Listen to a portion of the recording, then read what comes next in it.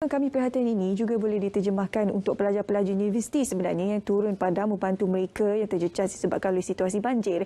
Jadi antara universiti yang terpilihan adalah UIAM. Kita ingin berkongsi bagaimana pelajar-pelajar di UIAM ni turut membantu mereka yang terjejas disebabkan oleh banjir. Selamat datang diucapkan kepada Profesor Mada Dr. Zainal Abidin Sanusi selaku Pengarah Pusat Sejahtera untuk Kelestarian dan Kemanusiaan UIAM. Selamat pagi Prof. Okey, juga kami bawakan Muhammad Darwish bin Roslan, Presiden Kesatuan Pelajar UIAM. Juga di hujung sana Mukis bin Abdullah, relawan Kuliah Ilmu Wahyu dan Sains Kemanusiaan UIAM. Selamat pagi semuanya, sihat kan? Okey, dah turun padang ni saya risau juga kan kesihatan sukarelawan pun perlu sentiasa dijaga. Okey. Prof, mungkin Mukadimah boleh ceritakan sikit sebanyak berkenaan inisiatif yang dilaksanakan oleh pelajar-pelajar UIAM ni? Ya, seperti industri lain jugalah. Ini kita sekarang kita sedang melihat gelombang kesukarelawanan. Ya, macam Syu kata tadi, prihatin itu perlu digambarkan. Jadi di industri UIA kita sudah hantar berapa bas dan berapa ribu student juga untuk keluar supaya dia menterjemahkan apa yang dia belajar selama ini. Sebab kita rasakan ini ruang untuk kita melihat bagaimana apa yang dipelajari itu diterjemahkan supaya betul-betul terbentuk karakter. Dan kita melihat di luar sana memang panggilan untuk industri menyumbang. Jadi kita bersama hari ini memang kita nak supaya kita war-warkan lagi supaya setiap orang, setiap pelajar di industri itu menyumbang kepada komuniti. Memang industri itu tugasnya begitu. So begitulah tujuan asas. Itulah kita. Tujuannya. Pastilah ini orang kata pengalaman itu adalah antara pengajian yang terbaik lah daripada di kelas teori dan sebagainya. Jadi Darwish antara salah seorang yang juga turut terlibat berada di lapangan untuk membantu masa banjir. Darwish berada di mana sebelum ini? Kita sudah pergi ke Ulu Langat, Shah Alam, Kelang dan Puchong. Dan kita lihat memang keperluan itu ada. Dan mungkin jika kita boleh kongsikan seperti yang Dr. Zainal sebutkan tadi, kita tidak memandang universiti sebagai universiti pendidikan sahaja. Kita memandang universiti sebagai universiti kehidupan. Yang mana kita perlu mempraktikkan apa yang kita pelajari, semangat yang dibekalkan oleh kita punya pendidik dan kita amalkan di lapangan. Dan di sini saya nampak sangat kena dengan apa yang Saidina Ali katakan. Untuk lihat sebuah negara itu pada masa hadapan, lihatlah pada pemuda-pemudinya pada hari ini. Dan ini adalah semangat yang kami tekankan khususnya dalam Kesatuan Pelajar Universiti Islam Antarabangsa Malaysia. Kita tekankan elemen for the student by the student and also for the community by the student, for the nation by the students. Mungkin insya-Allah jika direzekikan kita try for the world by the students throughout the overall global. So kita memang menggerakkan beberapa inisiatif dan yang penting kita tidak memandang perkara ini sebagai satu inisiatif yang secara berkala, secara one off, tetapi kita memandang kita tidak boleh lagi bertenang ataupun selesa memandang kepada apa-apa inisiatif yang ditetapkan. Dan saya nampak Kesatuan Pelajar kita sudah berdaftar sebagai satu NGO. Jadi responsibility, tanggungjawab yang diletakkan dan dipandang, diharapkan oleh masyarakat sudah semakin berat. Dan saya kira panggilan kepada seluruh warga institusi pendidikan. Di sinilah waktu untuk kita memberi kontribusi. Kita sampai ke lapangan dan menunjukkan kepada masyarakat bahawasanya warga pendidikan, warga yang belajar tentang daripada pelbagai bidang pun, kitalah yang memberi kontribusi, kita yang terkehadapan.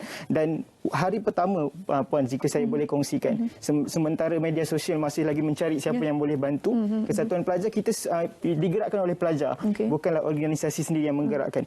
Dalam masa 12 jam kita dapat mengumpulkan berapa jumlah yang paling tepat dalam kalangan pelajar kita yang terkesan dalam banjir di beberapa buah kawasan. Dalam masa 12 jam seterusnya kita boleh confirm kan sistem kita yang ada, hampir 1,500 jumlah sukarelawan sudah berjaya didaftarkan dan hampir 5 ke 6 NGO sudah kita terima dan kita hubungi rapat untuk kita menggerakkan mission dalam 24 jam seterusnya. Antaranya MRA, GPM, Syabab Care dan sebagainya lah. Saya kira kita ingin menunjukkan kepada semua bahawasanya untuk dalam situasi yang begini, bagaimana untuk memenuhi keperluan setiap tanggungjawab dan posisi kita. Islam mengajar tentang khairun nas anfa'uhum linnas. By any means, yang terbaik dalam kalangan kamu adalah yang memberi manfaat kepada yang lain. Ada yang pergi memasak, ada yang pergi turun mengemas rumah komuniti, dan ada juga yang duduk di kampus buat data management dan koordinasi tim volunteer dan sukarelawan. Saya kira by any means, kehadapanlah, bantulah masyarakat dalam tempoh yang ada. Bukan sahaja sekarang, sekarang sampai bila-bila pun, bila bencana apa pun yang datang, begitulah kita punya tanggungjawab. InsyaAllah. Satu aspirasi yang ringkas dan padat yang dikongsikan oleh Darwish berkenaan dengan apakah yang ingin dicapai menerusi program yang dilaksanakan sekarang ini, bukan hanya semata-mata membantu masa banjir tetapi juga turut membantu pelajar-pelajar yang turut terlibat dalam program ini. Betul. Jadi untuk mungkin sendiri kalau boleh berkongsi sedikit pengalaman sewaktu berada di lapangan membantu masa-masa terjejas banjir ini. Okey, baiklah. Semalam saya pergi ke Puchong bersama Dr. Zainal. Saya ditugaskan untuk mencuci, membersihkan sebuah kedai. Kedai salon spa. Dan itu merupakan pemilik tempatan di situlah. Maka bila kami sampai, satu pengajaran yang saya belajar di mana kami turun bukan sahaja berbakti kepada masyarakat, tetapi kami diajar dengan budi. Maka budi itu apabila kami mencuci rumah, kami mendengar keluhan. Akak ada tanyalah, akak macam mana kat rumah, macam mana kedai. Dia kata, adik, akak dah membuka kedai ni selama 10 tahun. 10 tahun tu tak pernah banjir. Tapi datang satu musibah, datang satu bencana yang menimpa mereka. Mereka mengalami kerugian yang sangat besar. Mesin jahit mereka habis hanyut, refrigerator mereka habis, kerusi spa dan juga gunting dia cerita. Dia cerita, adik, akak baru beli gunting 10,000. Gunting rambut tu memang mahal sebenarnya. Kita tengok kat DIY RM2, RM5. Tapi sebenarnya di salon pakai satu gunting tu harganya mencecah. Betul, 10,000. Maka kami mendengar bersama kawan-kawan, ya Allah, mereka masih lagi mampu bercerita tanpa mimik muka yang sedih. Tapi kami mendengar keluhan tersebut. Maka saya belajar, sebenarnya mangsa banjir ini memotivasikan kami sendiri untuk terus berbakti, turun membantu komuniti setempat, kerana kami diajar di universiti konsep wa ta'awanu 'alal birri wat taqwa, di mana kami bekerjasama dan bertolong-tolongan dalam kebajikan dan takwa. Jadi itu yang pengajaran yang saya mampu yang saya dapat semalam turun di Puchong amat menyentuh hati saya lah sebenarnya. Yelah, bayangkan kalian yang berada di lapangan tersentuh. Kita yang berada di media ni, kita tak berada bersama dengan mereka pun kita dah tersentuh kan dengan cerita perkongsian yang dimuat naik di media sosial sebenarnya. Lelaki kalau berbadu, kalau sempat tengok kan ada video viral masuk rumah dia sebab suara dia crack. Kita pun jadi macam Allah, sedihnya tengok kan. Walaupun tu bukan rumah kita tapi kita boleh bayangkan situasi tu, sebab perasaan keprihatinan tu ada sesama kita kan. Prof, kita nak cerita sikit berkenaan dengan situasi banjir ni. Prof ni antara individu yang sentiasa menggalakkan ataupun sentiasa memberi kesedaran tentang perubahan iklim, kesejahteraan flora dan fauna dan sebagainya. Jadi bagaimana Prof melihat situasi sekarang ini? Kalau kita dapat lihat kan taufan yang mungkin melanda, yang berubah dari tahun ke tahun semakin teruk dan sebagainya. Situasi perparitan kita, bagaimana kesan hujan terhadap kita punya ekosistem rumah hijau kita, bagaimana Prof kalau berkongsikan? Saya nak kaitkan sikit tadi, sebab tu kalau di UIA kita di samping mengantar misi, waktu yang sama juga kita mengajar tentang ilmu-ilmu inilah supaya dia dapat kesedaran menyeluruh, supaya dia bukan sekadar respons tetapi prevention. Sebab sekarang ceritanya adalah cerita mitigation, cerita climate change macam saya cakap tadi lah.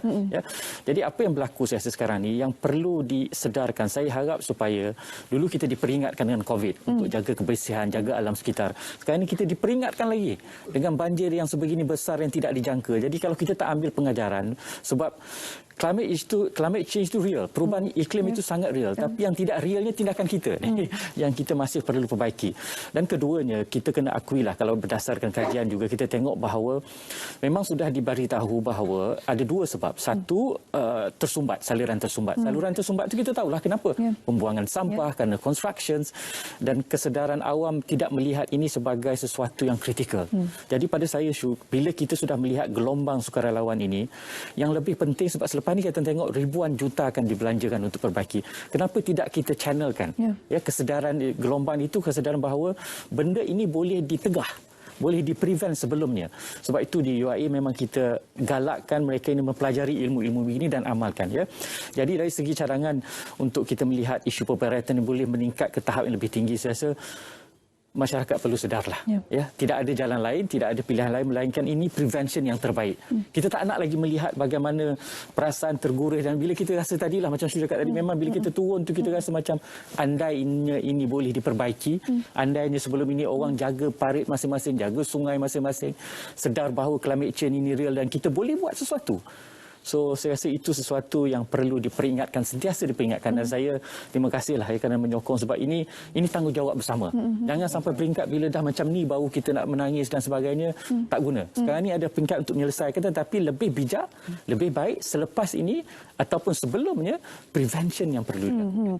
Prof, dalam Prof kat sini, ialah kalau kita nak kaitkan juga banjir berkenaan penerokaan hutan untuk ialah pertanian, pembangunan dan sebagainya, bagaimana ia boleh memberi kesan, kalau Prof boleh kongsikan sedikitlah dari sudut sains, bagaimana ia boleh menyebabkan banjir dan sebagainya. Dia apabila construction berlaku, dia akan siltage dan sebagainya itu akan mengalir ke bawah ke sungai. Dan situ bila kita dah start, sungai itu makin lama dia makin kecil, satu, kedua. Lepas tu dengan sampah yang ada itu, aliran sungai itu tidak lagi sederas yang dibenarkan sebelumnya. Sebab itu di banjir di Kuala Lumpur ini dikenal pasti ada 53 kawasan, paling tidak 50 kawasan flood hotspots. Kuala Lumpur saja. Flood hotspot ini bermakna dia prone to banjir. Kerana apa? Kerana sumbatan daripada construction. Sebab kita perumahan makin banyak.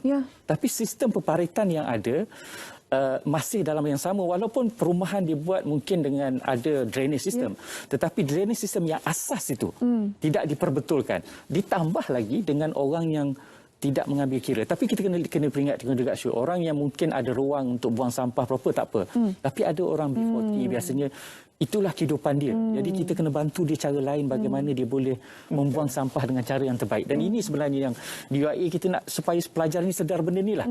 Ini bukan tindakan yang boleh kali ini buat selesai, tidak. Dia jangka panjang. Sebab climate change itu real, tapi kita pun kena real juga ambil action. Pokok pangkalnya kita jangan tuding jari lah.